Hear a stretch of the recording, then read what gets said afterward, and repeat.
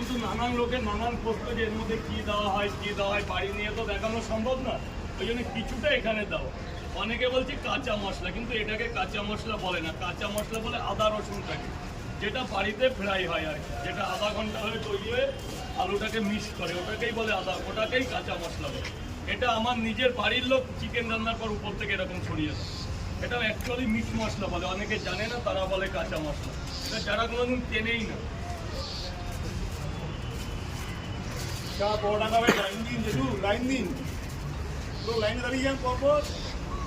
এটা হচ্ছে আবার একটা মিট মশলা গেল, দুটো মিক্স মশলা গেল, এভারেস্ট কোম্পানি। এবার কিন্তু এটা কিন্তু এই যে অনেকে কাঁচা বলে, এটা কিন্তু তরকারির সাথে পুরো মেশানো হবে। গরম তরকারিটা ভালো লাগে, কাঁচুরি মেথি দিতে দিলে তরকারির একটা সুগন্ধ দেয়। কেন মানুষ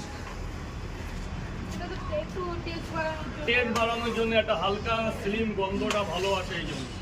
এরপরে যাবে হালকা বাদাম, যেটার এখন বাজার মূল্য খুবই হাই।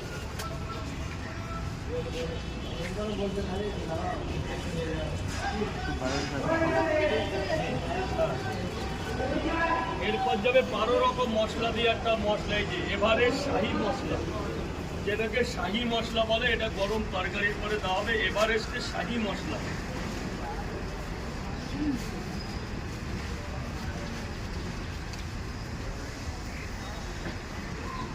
এই হচ্ছে আমার মেন তরকারি, যা হওয়ার বাড়ি থেকে হয়েছে, বাড়ি থেকে আসার পর এটাই হচ্ছে কোয়ান্টিটি।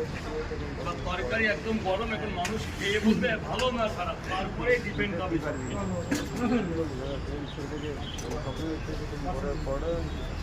যেটু ওই লোক ওই দাদাগুলোকে ভেতরে থাকে খাইলে এক থাপ্পড়ি খাবে, বেশি বেশি 10 খাবে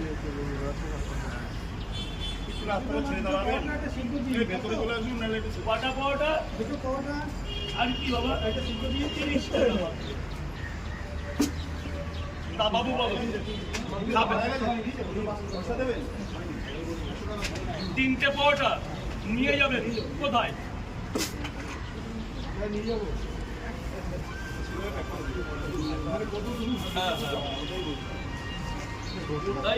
আলাদাই জোশে আছে রে।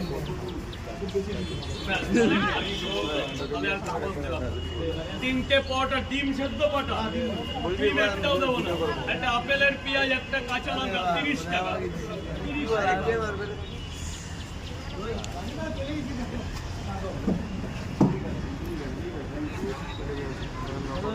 হ্যাঁ 70 টাকা, 100 টাকা দিয়ে চলো।